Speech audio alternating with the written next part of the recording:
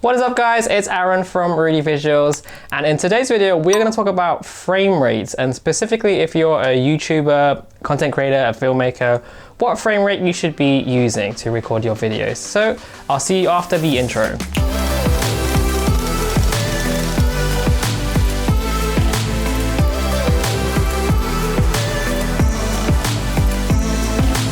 So chances are, if you're a subscriber here or you're a fellow camera geek like us and you shoot videos, you probably know that there are a number of options to choose from when it comes to frame rates. So you set your video resolution to 1080p or 4K, etc. But you also have the option to choose the frame rates. It's usually like 24, 30, and 60, with some cameras even offering higher options. But what exactly is frame rate exactly? Simply put, if you imagine a video being like a collection of pictures put together, kind of like those old like flip book animations, the frame rate refers to how many frames your camera captures per second. So at 24 frames per second, you're seeing 24 frames every second. This means that the higher the frame rate, the more animation or motion that you see, because the camera is capturing more of it. Imagine your arm basically, so at 24, you might see it moving like this, like 1, 2, 3, 4.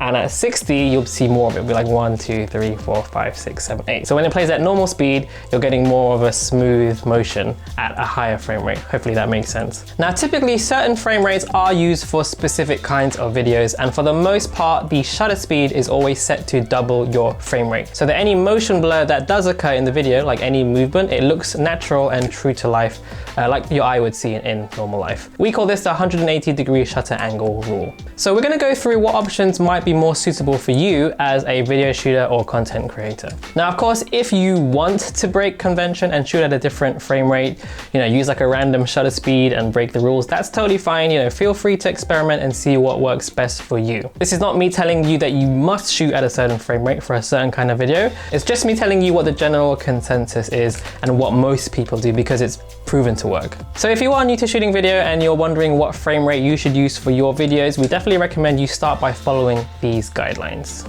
So let's start with 24 frames per second. For me personally, this is my favorite go-to for normal speed videos. So whether you're shooting vlogs, B-roll, travel, documentaries, short films, etc., 24 is the Hollywood standard and will help your videos get that kind of like nice cinematic feel. Now, the funny thing about this, the reason why we're so used to 24 frames being the Hollywood standard, was simply because back in the day when projectors and the movie industry was in its infancy, 24 frames per second was considered the minimum speed needed to capture video while still maintaining realistic motion and keeping film stock costs down. Anything lower than this and it looked too jerky, like those old black and white films you may have seen, I think they were shot around 16 frames per second, and anything higher than that was too expensive and also looked like too unnaturally fluid. So we've literally been watching movies in the cinema and on our TVs at 24 frames for decades that we've just kind of become used to it. We associate it with Hollywood movies and with that dreamy, immersive cinematic quality.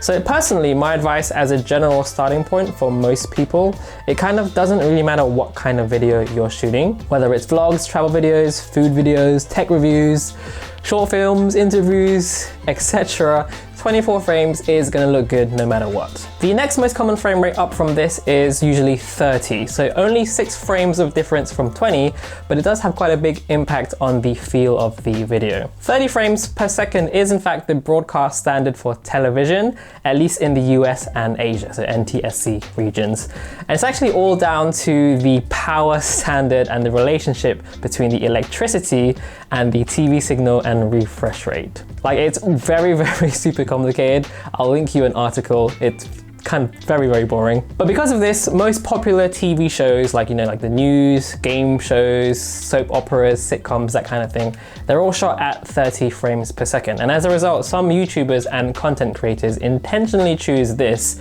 because they like the look and feel of this, as it has that very kind of TV commercial kind of feeling. So if you're trying to make your YouTube videos look and feel more like a TV show rather than like a movie, 30 frames per second is a great way to achieve this. You lose that kind of dreamy and stylized stylized feel of 24 frames per second. So it's less cinematic, but it feels a little bit more realistic. But on the flip side, that kind of soap opera sitcom feel, it can have a kind of slightly detrimental effect if you're going for that more cinematic stylized look. So it kind of really just depends on you and the kind of look and style that you're going for. Now, if you go and watch something like, for example, The Big Bang Theory, which is shot in 30 frames per second, compared to Breaking Bad, which is shot in 24 frames per second, you should notice there's a very big difference in the fluidness and the feel. That immersive cinematic style, it suits Breaking Bad, whereas that smoother, more realistic feel of 30, it suits Big Bang Theory more. So this is definitely a personal choice. You know, I like 24, it suits me better, but I can see projects where I might want to choose 30 frames as well. But you know, for most people, for normal speed videos, true to life speed videos,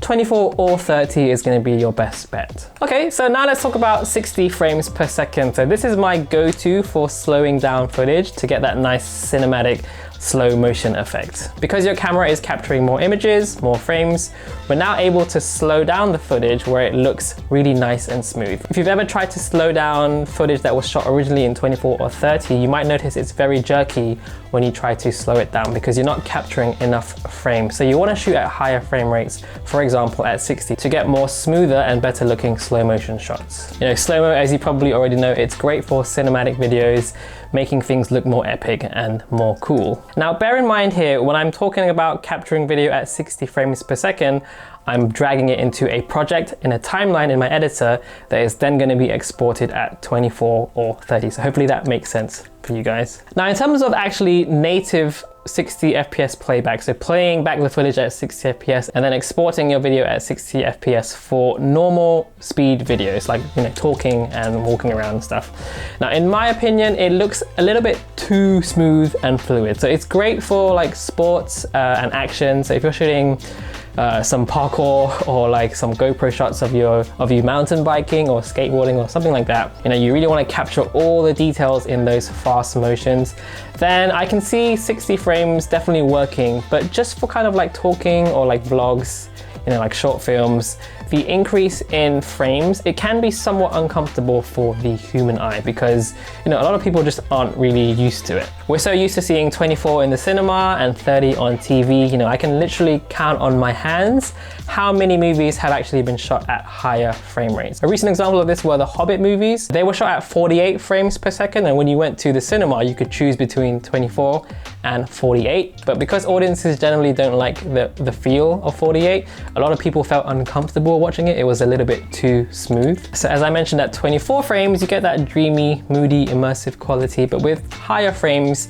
you kind of lose that, and it can make videos have this kind of like ultra realistic, super fluid feeling. So for normal speed videos, I would personally avoid 60 frames unless you're shooting sports or action, or if you're planning to edit it and export it at 24 or 30, and you're using 60 frames for slow-mo. However, some people do like that super fluid feel of 60. There are plenty of YouTubers who do film and edit and export in 60 frames per second. So again, it is personal taste.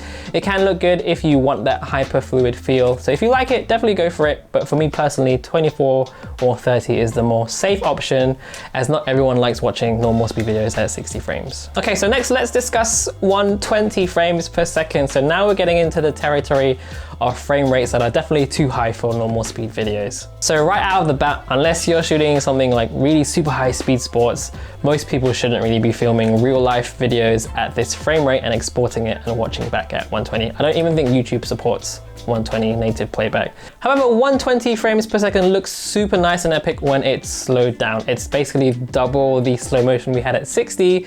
So it could be a little bit too slow for like slow moving subjects, but if you're slowing down something that was, you know, already fast to begin with, you can really create that super slow cinematic epic looking feel. It's also really good at capturing like moods and emotions and facial expressions, I find. Typically 120 frames is usually a higher end feature found on more expensive cameras, but these days more and more cameras are beginning to include 120 frames at least 1080p, which for me, you know, that's amazing. When it comes to B-roll, you know, so many people just rely on shooting at 120 frames because it just does make everything look really cool and really epic. Any higher than 120, I think GoPros and some phones have like those really super slow high frame rates, like 960, like the Samsung S20, S10 and the iPhones. These are pretty cool, but they are kind of just like gimmicks for like, you know, when you want to see your dog like super slow when it's running, you know. And there are also like specialized cameras that are used for slowing things down for like, you know, scientific research and stuff like that. But at this point, we're kind of talking about a usage that's very niche and not really applicable for most of us. So the main takeaway from this, 24 if you want that nice cinematic feel, 30 for a more kind of like TV show feel, 60 for sports or for slow motion of slow moving subjects, and 120 for slow motion of fast moving subjects.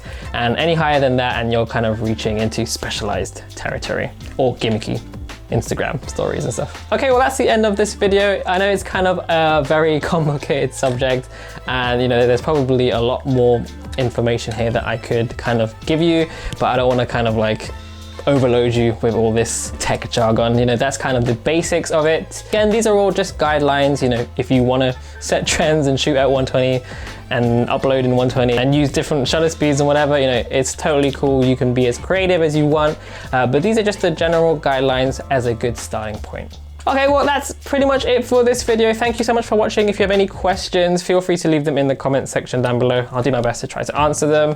And follow us on Insta and Facebook if you want to see more of our work. And do me a favor, hit that like button and subscribe if you're new here.